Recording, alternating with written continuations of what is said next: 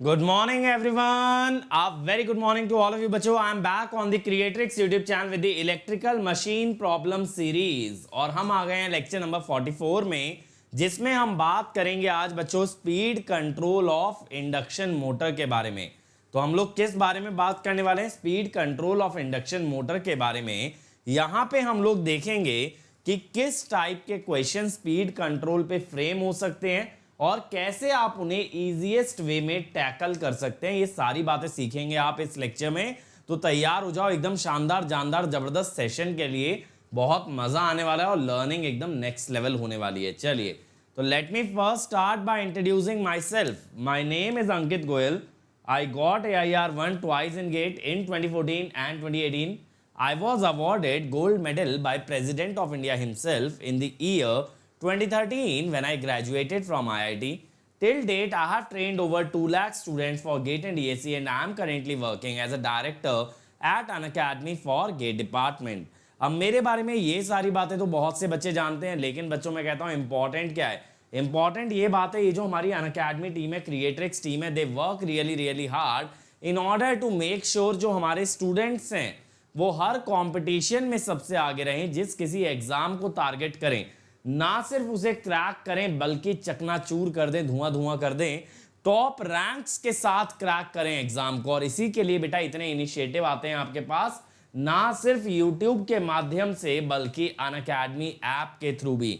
तो आज ही अनअकैडमी ऐप अपने फोन में इंस्टॉल कर लीजिए and then access all our free initiative simply by unlocking them using the code Ankit ESE. Other than that बच्चों, अगर मैं बात करूं आपसे मेरी स्पेशल क्लासेस के बारे में, तो देखो मेरी सारी स्पेशल क्लासेस यहां पे अवेलेबल हैं. इस लिंक पे जाओगे, अगर अपकमिंग में जाओगे तो आगे आने वाली क्लासेस मिलेंगी. और बेटा जो ऑलरेडी हो चुकी हैं they are available in different folders. सबसे बढ़िया बात ये है, यहाँ पे आपको ना बहुत सारे प्रैक्टिस क्वेश्चन मिल जाएंगे. तो थ्योरी तो हम यूट्यूब पे कवर करा ही देते हैं, but practice you can do with special classes, क्योंकि यहाँ पे पोलिंग का फीचर यूज किया जाता है, लीडर बोर्ड आपको दिखाया जाता है. और आज 11:15 बजे मैं PS भीमरा के क्वेश्चन कराने वाला हूँ मशीन्स में, तो आप लोग उसमें भी जुड़ सकते हो स्पेशल क्लास में और मेरे साथ क्वेश्चन एंजॉय कर सकते हो. चलो, तो आते हैं भाई आज के टॉपिक पे, that is the speed control of induction motor.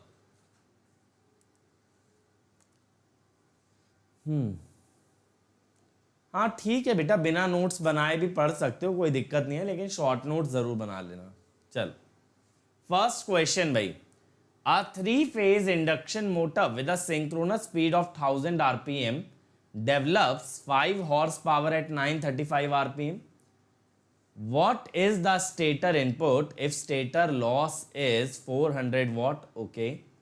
If a rheostat is to be included in the rotor circuit so that converted mechanical power is 6 horsepower at 750 RPM, what is the stator input?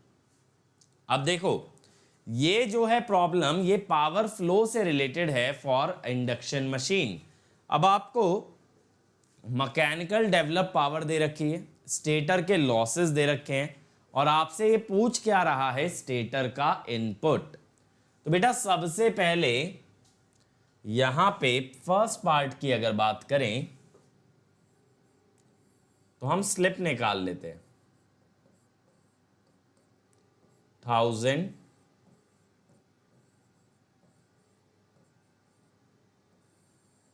Minus 935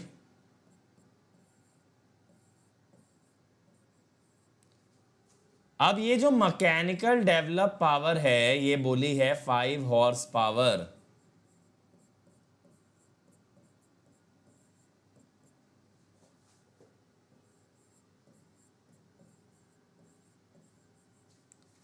अब air gap power क्या होगी?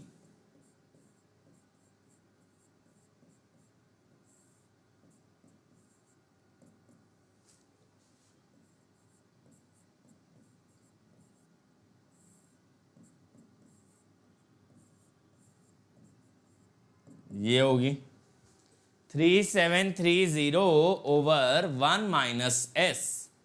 ठीक है, basically मैं उल्टी direction में बढ़ रहा हूं भाई. उल्टी डायरेक्शन में क्यों बढ़ रहा हूं? क्योंकि मुझे इनपुट चाहिए 3989.3 वॉट। अब बेटा इनपुट पावर जो होगी ना वो air gap power plus stator losses हो जाएगी। स्टेटर लॉस आपको 400 दे रखे हैं,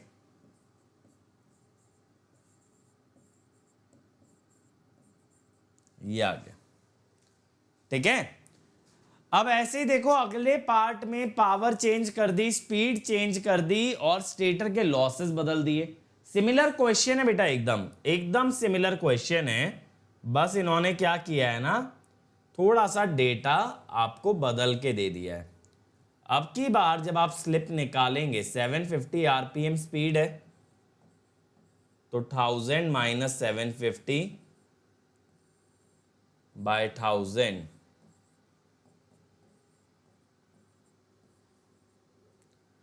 और मैकेनिकल पावर कितनी है, 6 हॉर्स पावर, 4476 वॉट, ठीक है। अब यहां से एयर गैप पावर क्या बनेगी,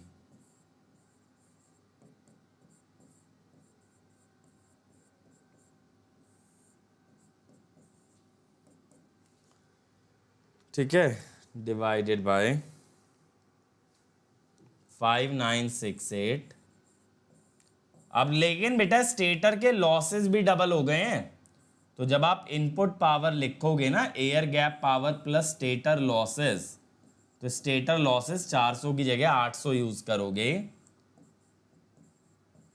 तो ये आएगा 6768 वॉट, ठीक है। तो ये दो वैल्यूज आ जाएंगी आपके पास इनपुट पावर की for both the cases. Good morning Swati, clear हुआ भाई ये क्वेश्चन, क्लियर हुआ। काफी सिंपल क्वेश्चन है, सिर्फ और सिर्फ आपसे इनपुट पावर पूछिए आउटपुट पावर दे करके। अगला देखो ये अच्छा है, the normal full load slip of a 500 horse power 50 hertz 3 phase induction motor are respectively 1.9% and 9450 newton metre. यानी इसने फुल लोड टॉर्क दे दिया है और स्लिप दे दी है। Rotor winding has a resistance and reactance. अब क्वेश्चन ये है, estimate the slip and power output okay for full load stator current when external resistance of 2 ओम पर phase is inserted in the rotor circuit, ठीक है भाई। Neglect magnetising current, यानी shunt branch को तो इग्नोर कर देना एकदम से। क्लियर सीन नहीं हो रहा है बेटा, रिफ्रेश करो, मेरे हिसाब से तो ऐसा कोई इशू नहीं होना चाहिए। मनीष बेटा इस वीक में हम लोग ज़्यादा सेशंस लगा के निपटा रहे हैं, ठीक है। जैसे आज 9 बजे क्लास है, फिर 2 बजे क्लास है, फिर 3:30 बजे क्लास है ना। तो ये 3 क्लासेस आज हैं, कल 9 बजे और 2 बजे, परसों 9 बजे, ठीक है, फिर ये खत्म हो जाएगा। अब देखो भाई, रेजिस्टेंस और रिएक्टेंस दे दिया है, फुल लोड स्लिप दे दी है, फुल लोड टॉर्क दे दिया है। अब ये बोल रहा है कि हमने एक एक्सटर्नल रेजिस्टेंस रोटर में जोड़ दिया 2 ओम पर फेस का। अब बताओ स्लिप और पावर आउटपुट कितना आएगा for full load stator current. यानी यही ऐसा कहना चाह रहा है ना कि करंट कांस्टेंट है, समझ रहे हो, ये कहना चाह रहा है करंट कांस्टेंट है। आई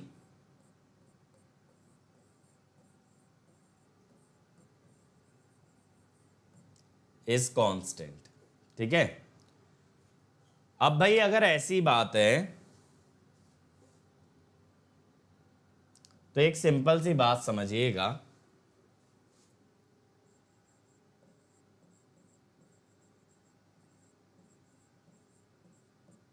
we have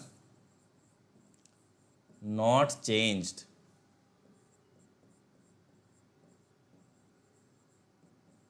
the voltage, correct? So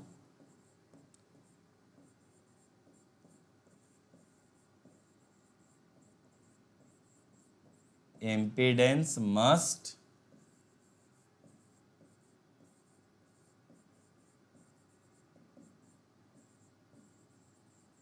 also remain same. बात समझ रहे हो? जब हमने वोल्टेज नहीं बदली, जब हमने करंट नहीं बदला, तब क्या होगा? ठीक है, तब क्या होगा? इंपेडेंस भी सेम रहेगा।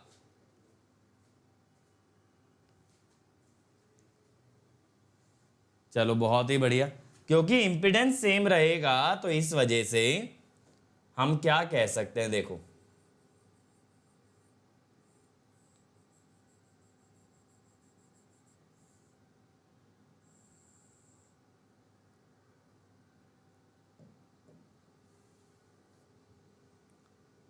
अब यहां पे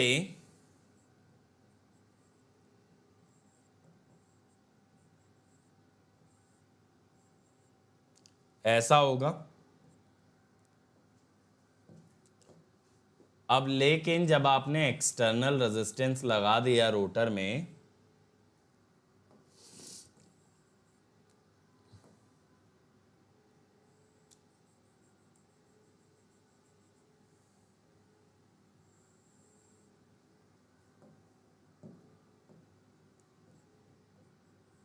टू ओम लगाया ना, तो ये 2.25/S2 हो गया। अब अगर आप ये कह रहे हो भाई इंपीडेंस सेम रहना चाहिए, तो इसका लॉजिक ये हुआ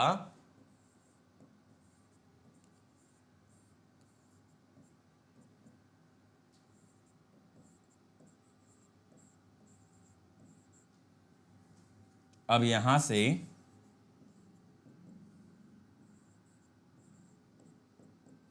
S2 आ गया 9S1, तो ये 0.019 है S1,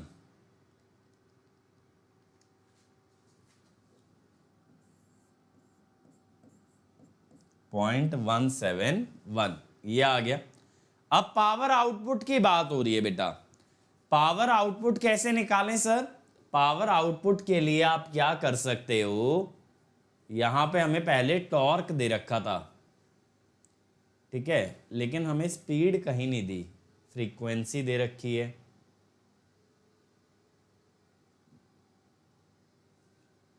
वोल्टेज भी नहीं दी है, बट नॉर्मली हम लोग स्पीड यहां से निकाल लेंगे ना, 500 हॉर्स पावर। अब बात है पावर आउटपुट कितना होगा। अगर हम ये सोचें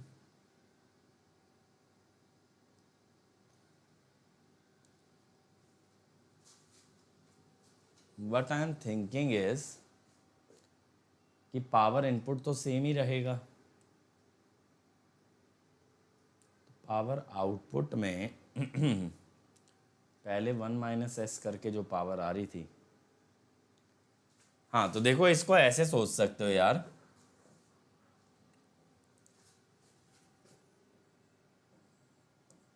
since V, I and Z are same,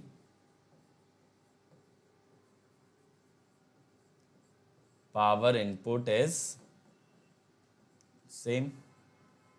तो पहले जो पावर आ रही थी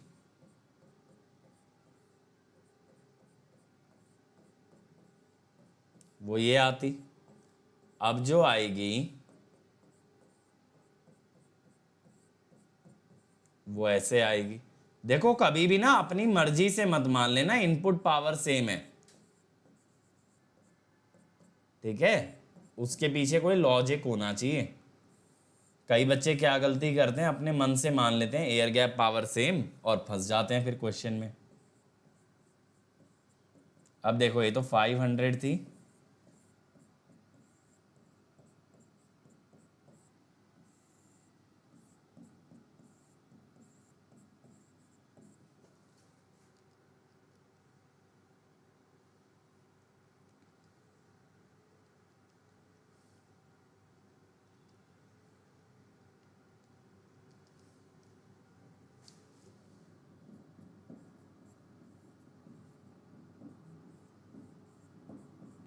है ना। मैंने ये मान लिया बेटा पहले 500 हॉर्स पावर थी जो फुल लोड दिखा रखी थी, अब लेकिन पावर डिफरेंट आएगी क्योंकि स्लिप बदल गई है, लॉसेस बदल जाएंगे। चलो अगला देखें भाई, By rotor resistance control, the slip of a three-phase induction motor is increased from 0.01 to 0.04, while the rotor input is held constant at 2000. The rotor copper loss will increase by, ये आप लोग बहुत इजीली कर सकते हो बेटा. Rotor का input constant है, रोटर के लॉसेस कितनी वैल्यू से बढ़ेंगे जब हमारी स्लिप बढ़ रही है 0.01 से 0.04. करो भाई फटाफट.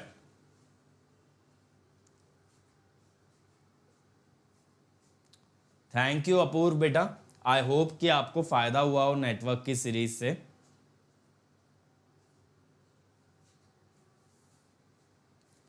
चलो बताओ भाई इसका क्या आएगा आंसर. ये सभी लोग कर सकते हैं. ये लिखा था ना, for full load stator current लिखा तो है, यानी करंट को हमने फुल लोड ही रखा है अभी तक. आज कहां से टपक पड़े भाई गुरजीत इतने समय बाद.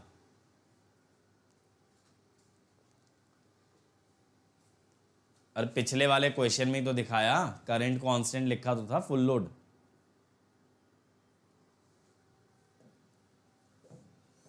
चलो देखें भाई, रोटर इनपुट जो होता है ना बेटा,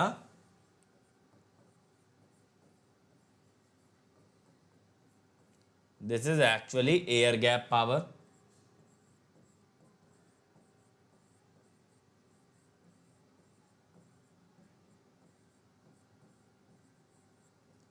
अब सबसे पहले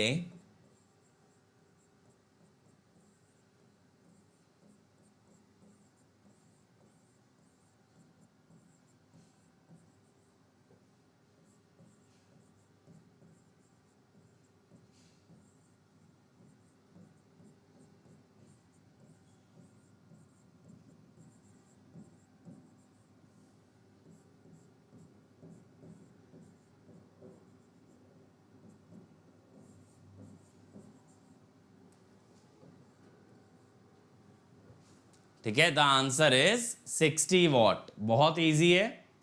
चलो अगला देखो भाई, अ 3-phase 50 hertz 12 pole 200 kilowatt slip ring induction motor drives a fan whose torque is proportional to the square of speed.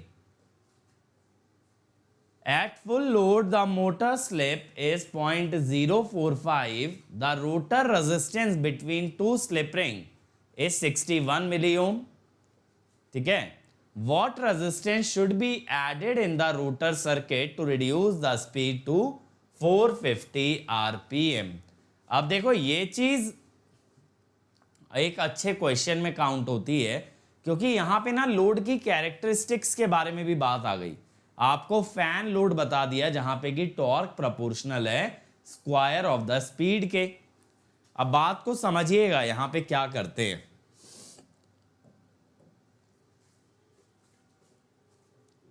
सबसे पहले यार, ये जो स्लिप रिंग इंडक्शन मोटर होती है, इसका जो रोटर है दैट इज ऑलवेज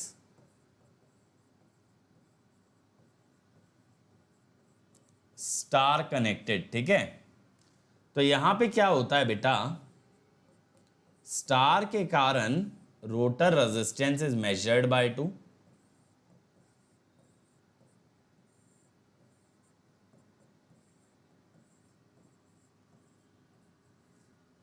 ये आ गया. अब दूसरी बात, अगर लीनियर रीजन में देखा जाए, जो कि मोटर का जनरली ऑपरेटिंग रीजन होता है, तो टॉर्क इज इक्वल टू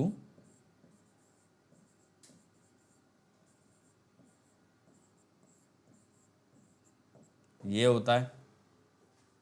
ठीक है, और अभी ये भी बोल दिया है कि torque proportional to square of speed. अब बेटा यहां पे होगा क्या, देखिएगा. सबसे पहले स्पीड कितनी है, पहले स्लिप दे रखी है 0.045. NS अगर मैं निकालूं,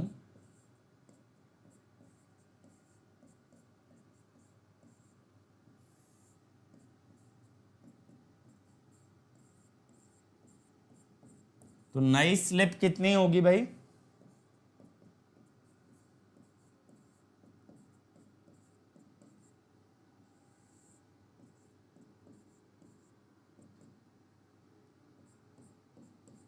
वन बाय 10। अब देखो मैं क्या कहता हूं कि यहां पे T2/T1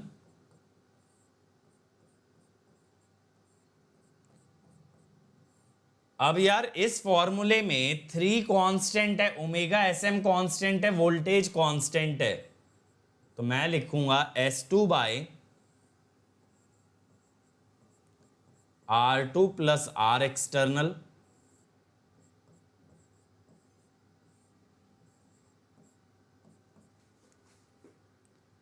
N को आप लिखो ना NS1 माइनस S,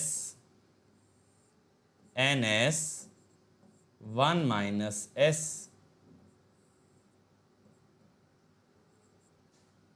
NS तो कट ही जाएगा, S2 है 0.1, S1 है 0.045, R2 है 0.0305,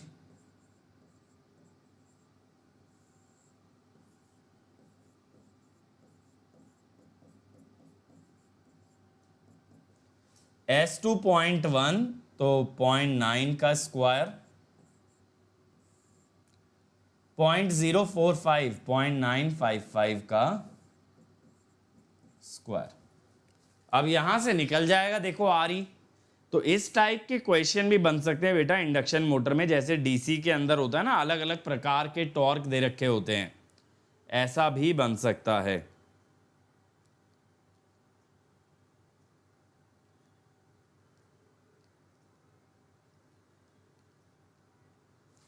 तो यहां से आ गया 0.0458।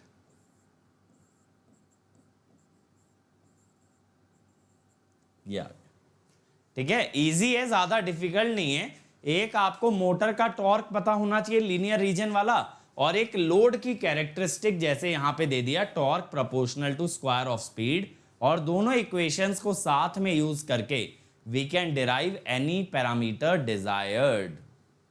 चलो भाई अगला देखें। A 3-phase 25 kilowatt 400 volt 50 hertz 8 pole induction motor has rotor resistance 0.08, standstill reactance 0.4, stator to rotor turn ratio 2.5. Motor is to drive a constant torque load of 250. Neglect stator impedance. Calculate minimum resistance to be added in rotor circuit for motor to start up on load. अब ये यहां पे हमें क्या बताना चाह रहा है? ये कह रहा है कि कितना रेजिस्टेंस रोटर में लगाया जाए ताकि मोटर लोड लगे हुए भी स्टार्ट हो पाए। क्या होता है यार, जब मोटर पे लोड लगा होता है और आप मोटर को चालू करने की कोशिश करते हो, तो कंडीशन ये होती है कि मोटर का स्टार्टिंग टॉर्क लोड टॉर्क से ज्यादा होना चाहिए, तभी वो लोड को खींच पाएगी या लोड को चला पाएगी। तो ये जो पहला पार्ट है ये इसी कंसेप्ट पे बेस्ड है कि भाई कितना रेजिस्टेंस रोटर में लगाएं कि मोटर का जो स्टार्टिंग टॉर्क है दैट बिकम्स ग्रेटर देन और equal to the load torque. Star connected कहां लिखा था मैंने, लिया भी कहां है स्टार है भाई? मैंने तो स्टार कहीं लिया ही नहीं है इसके अंदर भाई। और अच्छा इसका कह रहे हो, स्लिप रिंग इंडक्शन मोटर का रोटर हमेशा स्टार होता है बेटा, वरना वो स्लिप रिंग से कैसे जुड़ेगा? आशुतोष ये तो बेसिक नॉलेज है बेटा। हाँ भाई, पीएस भीमरा की प्रॉब्लम्स इनफ हैं गेट के लिए। चलो आते हैं फर्स्ट पार्ट पे।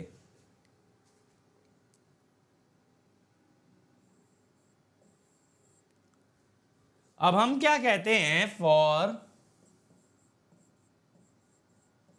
मोटर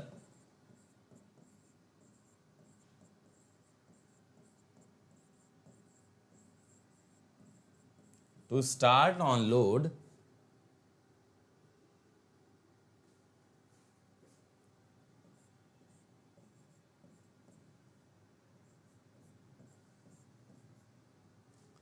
यार यहां पे ना गिवन होना चाहिए इस क्वेश्चन में स्टार या delta,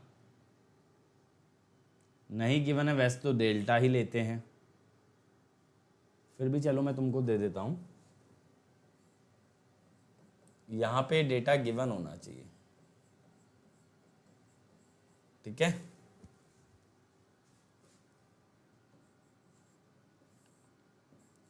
three by omega S M 4 pi F कितना है 50,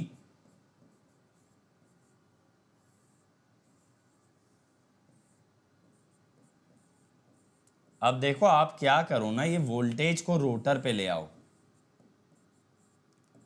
मैं हमेशा इस चीज में बिलीव करता हूं कि रेदर देन रेजिस्टेंस रिएक्टेंस को स्टेटर पे लेके जाएं, वोल्टेज को रोटर पे ले आओ। अब R2, लेकिन R2 में एक्सटर्नल रेजिस्टेंस जोड़ के लेना,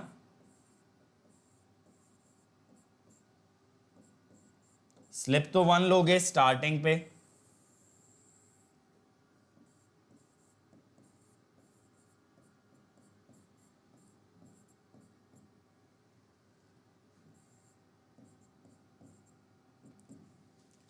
और लोड दे रखा है कांस्टेंट 250।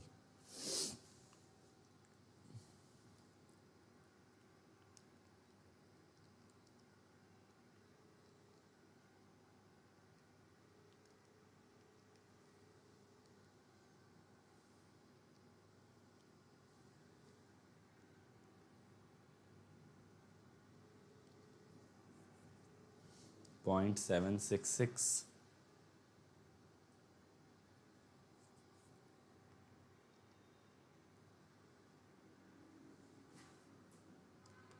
देखो यहां पे मैं ऐसे लिखता हूं एक्स स्क्वायर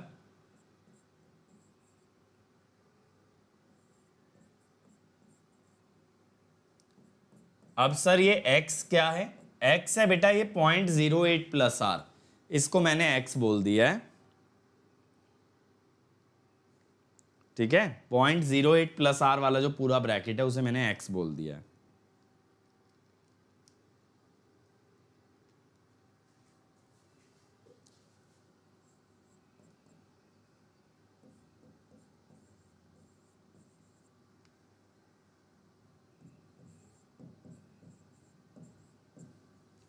तो अब बात है सर इसमें से कौन सी वैल्यू चूज करें बेटा, मैं ये कहूंगा कि सेकंड वैल्यू को चूज करो इसको, क्योंकि जो है ना एग्जिस्टिंग रेजिस्टेंस के कंपैरिजन में इतना ज्यादा रेजिस्टेंस भी हम नहीं लगा सकते।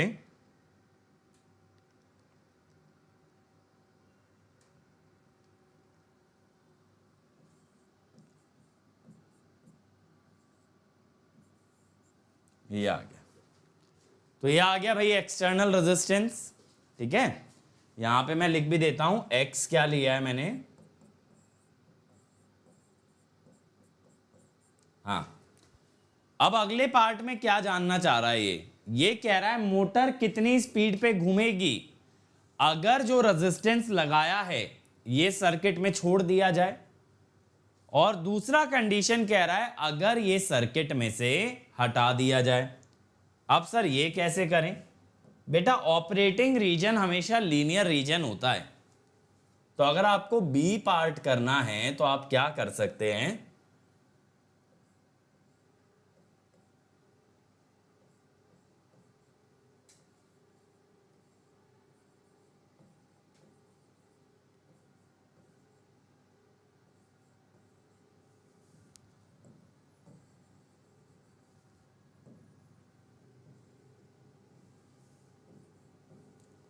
अगर देखो आपने रेजिस्टेंस छोड़ दिया तब तो ऐसा होगा। अब आपको स्लिप निकालना पड़ेगा, देखो यहां से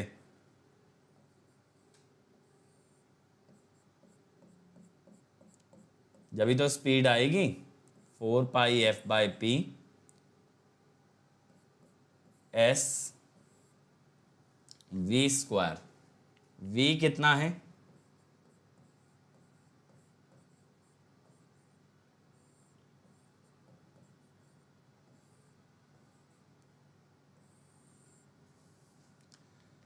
R2 प्लस R, ये आया था 0.137,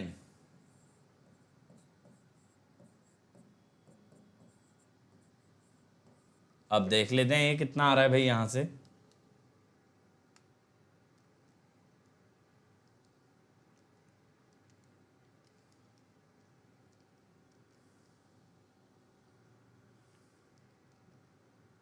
0.105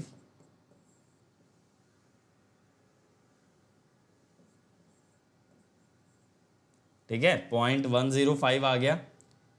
अब स्पीड की अगर बात करें,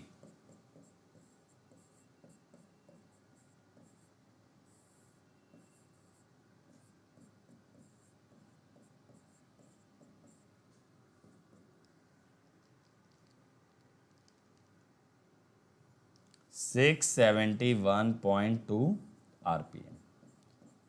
अब अगर यही रेजिस्टेंस हटा चुके होते भाई, यही रेजिस्टेंस हटा चुके होते, तब क्या करते? 3/ω/SM SV²/R2। हमेशा ध्यान रखना बेटा, रेजिस्टेंस रिएक्टेंस को रेफर करने से आसान होता है वोल्टेज को रेफर करना, ठीक है। अगर इस लॉजिक से जाओगे तो मेहनत भी बचेगी, आंसर भी जल्दी आएगा।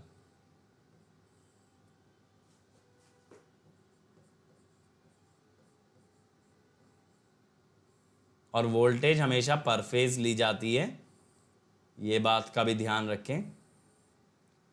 R2 कितना था? 0.04 था मेरे ख्याल से, 0.08 था एक्चुअली।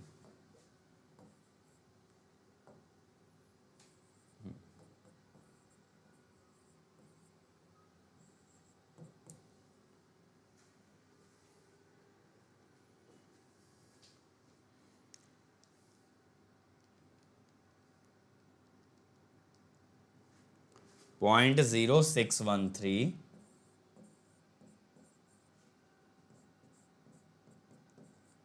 सिंक्रोनस स्पीड है 750,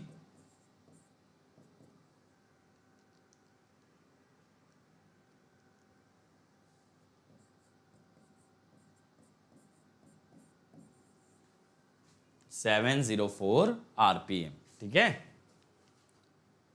आगे बढ़ते हैं भाई। देखो ये वाला क्वेश्चन काफी अच्छा है। A 3-phase 440 volt 50 hertz 4-pole slip ring induction motor is fed from the rotor side। बेटा जब कभी इंडक्शन मोटर रोटर साइड से फेड होती है, then it becomes an inverted induction motor through an auto transformer। The stator is connected to a variable resistance। The motor is coupled to a 220 volt separately excited DC generator feeding power to a fixed resistance of 10 ohm। 2 wattmeter method is used to measure the input power to a induction motor। The variable resistance is adjusted such that motor runs at 1410 RPM and the wattmeter reading are W1 1800 W2 -200। भैया जब load का torque दे रखा है, motor torque उसके बराबर ही होगा ना steady state में। आशुतोष मेरे भाई, ये सब तो मैंने थ्योरी में पढ़ा रखा है कि ऑपरेटिंग पॉइंट कैसे निकलता है किसी मोटर का। जब उसका टॉर्क और लोड का टॉर्क बराबर होते हैं तब वहां पे एक्सेलरेशन 0 होती है, motor rotates at constant speed. और इंडक्शन मोटर का जो वर्किंग रीजन होता है वो हमेशा लीनियर रीजन में होता है। इसीलिए कहता हूं बेटा थ्योरी रिवाइज करके आया करो क्वेश्चन करने, ठीक है भाई। तो अब बोला है मोटर 1410 आरपीएम पे घूम रही है। पहला question, speed of rotation of stator magnetic field with respect to rotor structure.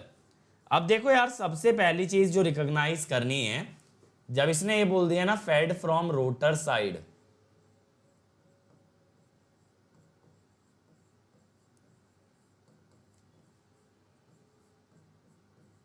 तो ये हो गई इन्वर्टेड इंडक्शन मोटर। अब यहां पे बेटा पूछा क्या है? Stator magnetic field with respect to rotor.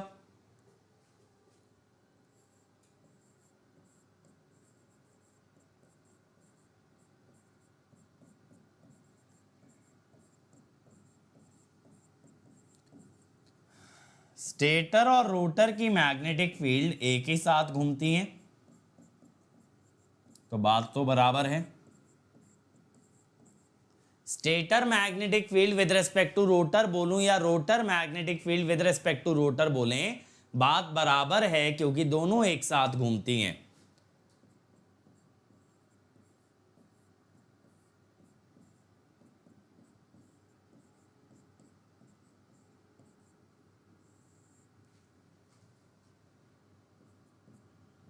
तो answer will be 1500 RPM. Sir आपको कैसे पता अपोजिट? बेटा अगर इन्वर्टेड इंडक्शन मोटर पढ़ोगे उसमें मैंने बताया भी था कि रोटर मैग्नेटिक फील्ड से उल्टा घूमता है। That is what happens in inverted induction motor. अब इसी के अगले पार्ट पे आ जाओ यार। अब ये बोला है कि हमें डीसी जनरेटर का पावर आउटपुट बताना है और करंट थ्रू द रेजिस्टेंस। अब देखो हो क्या रहा है, ये इंडक्शन मशीन के रोटर को आपने स्लिप रिंग की मदद से पावर दी। अब इसका रोटर घूम रहा है, आप पावर दे रहे हो।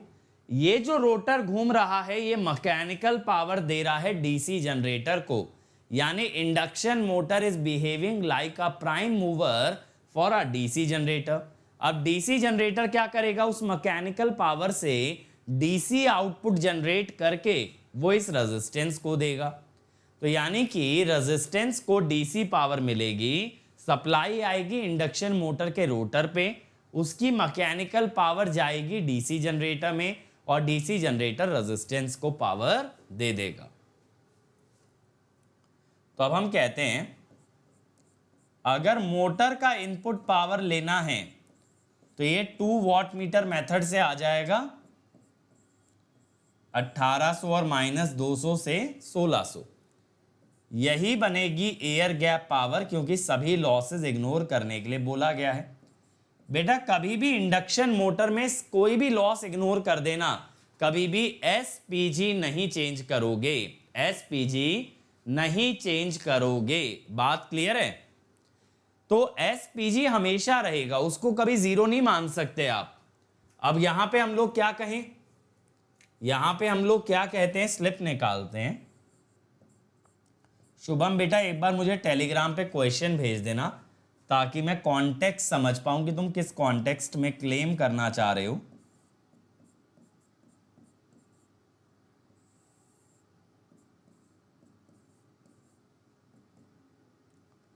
तो 90/1500, 9/150, 3/50। तो अब बेटा मैं क्या बोल रहा हूं ना कि मोटर की मैकेनिकल पावर जाती है जनरेटर में, तो मैकेनिकल पावर होती है पीजी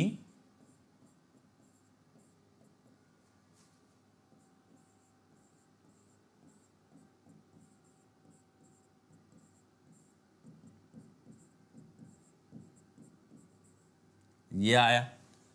अब यहां पे क्या है ना कि वेरिएबल रेजिस्टेंस कितना दिया है,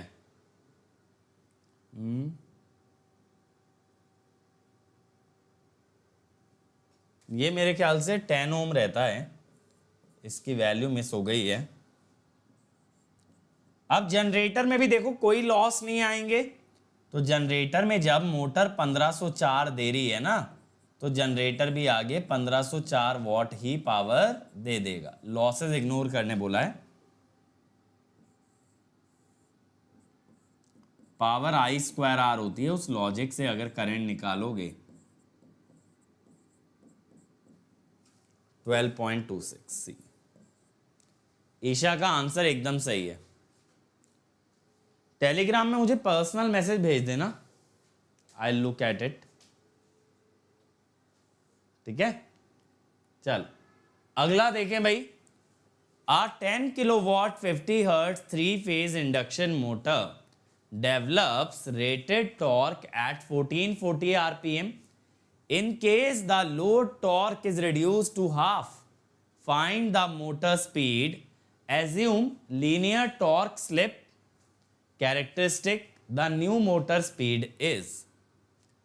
अब बेटा इसने क्वेश्चन में आपको डायरेक्टली बोल दिया लीनियर रीजन लेके चलना है, ठीक है ना।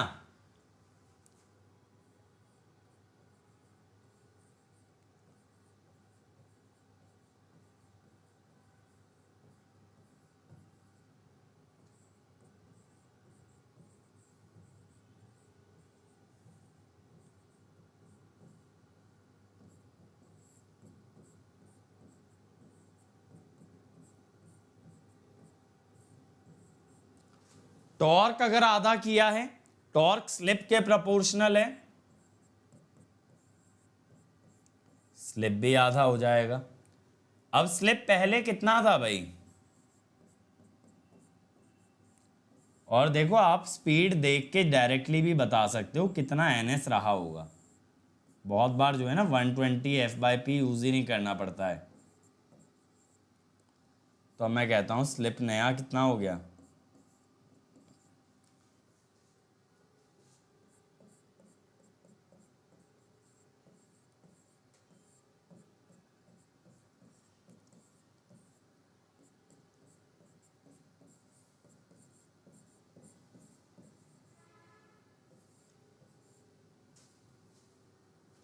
$1470 RPM। अगला देखिए भाई, a 4-pole 50 Hz 3-phase wound rotor induction motor has maximum torque 200% of full load torque at 15% slip। इसका मतलब क्या है इस लाइन का? इसका मतलब है कि Tmax by TFL is to SMT is 0.15। अब R2 is 0.5 ohm, the input supply voltage is subject to large fluctuation, determine the minimum voltage that could be impressed so that the motor can still supply its rated torque। ठीक है, अब ये कह रहा है कम से कम कितनी वोल्टेज लगाएं कि मोटर अभी भी अपने रेटेड टॉर्क को सप्लाई कर दे। बट मेरे ख्याल से ये वाला क्वेश्चन तो हम देख चुके हैं लास्ट लेक्चर में। चलो अगर नहीं देखा है तो देख लेते हैं यार।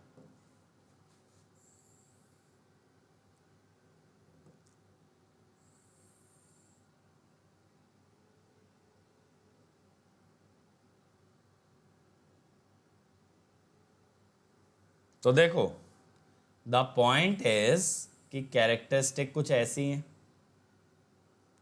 अब हम लोग ये बोल रहे हैं ना कि कितना कम से कम वोल्टेज लगाएं कि मोटर फिर भी अपना रेटेड टॉर्क सप्लाई कर पाए।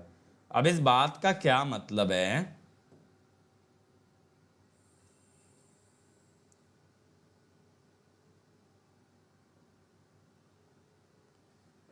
देखो अगर ये रेटेड टॉर्क है, आप वोल्टेज को इतना कम कर दो ना कि आपका मैक्सिमम वैल्यू रेटेड टॉर्क के बराबर आ जाए, देन इससे नीचे आप नहीं जा सकते। इससे नीचे जाओगे तो you can not supply this much amount of torque. तो मिनिमम टॉर्क के लिए या मिनिमम वोल्टेज के लिए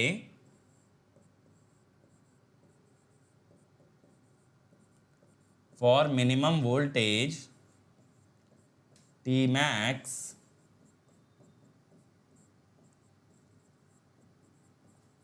is T rated। ठीक है,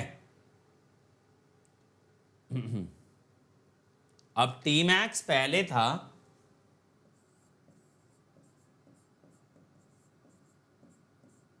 earlier Tmax was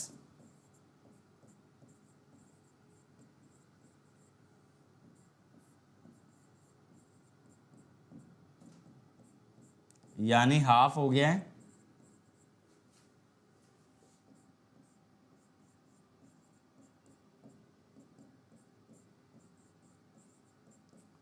अब टॉर्क जो होता है वो प्रोपोर्शनल टू वोल्टेज स्क्वायर होता है।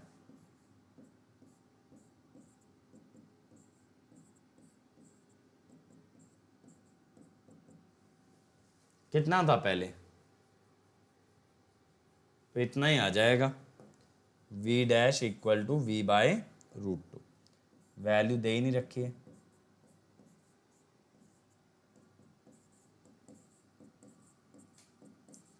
यानी 70% वोल्टेज लगाना पड़ेगा, है ना, 70% वोल्टेज लगाना पड़ेगा।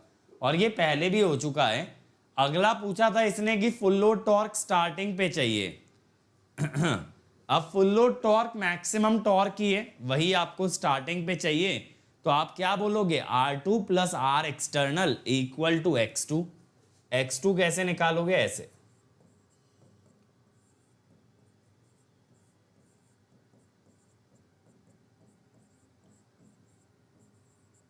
ठीक है। Number of turns per phase क्या होता है बेटा, एक वाइंडिंग अगर हम बांधेंगे मशीन के अंदर तो उसमें बहुत सारे टर्न्स होंगे, उसमें से कितने टर्न एक फेज को आप देते हो, that is number of turns per phase. मान लो आपने 1000 टर्न बनाए, अब आपने 3 फेज में दिए तो 1000/3, अगर 2 फेज में दिए 1000/2, एक ही फेज में लिए तो 1000। तो हम जब कॉइल बना देते हैं, अब उस कॉइल में कितने फेजेस हैं, तो total turns divided by number of phases is number of turns per phase. अब इसको देखो भाई, coils of one stator phase of a 3-phase induction motor are shown and they have dash poles. They are connected in series and carry a current as shown. The coils are reconnected such that current in A and D is reversed. Number of pole becomes. अब देखो भाई, हमेशा ध्यान रखिएगा, wherever current का direction जब दो conductor में रिवर्स होता है, उनके बीच में एक पोल इंड्यूस होता है। रिवर्स है पोल, रिवर्स है पोल, अप डाउन पोल, डाउन अप पोल, अप डाउन पोल, डाउन अप पोल, अप डाउन पोल। कितने आ गए, 6-7 आ गए। और एक बेटा इस तरफ या इस तरफ कहीं भी बना दो, 8 पोल बनेंगे, ठीक है। क्योंकि ये जो है ना, ये सिलेंड्रिकल होता है, ये घूम के आएगा, यानी वाइंडिंग एक्चुअली जहां से शुरू हुई है वहीं पे खत्म होगी। जब एक सर्कल में अरेंज करेंगे तो एक पोल फर्स्ट और लास्ट की मदद से भी बनेगा। तो यहां पे आ गए 8 पोल। अब ना ये क्या बोल रहा है कि हमने इसका करंट रिवर्स कर दिया, किसका, ए का और डी का।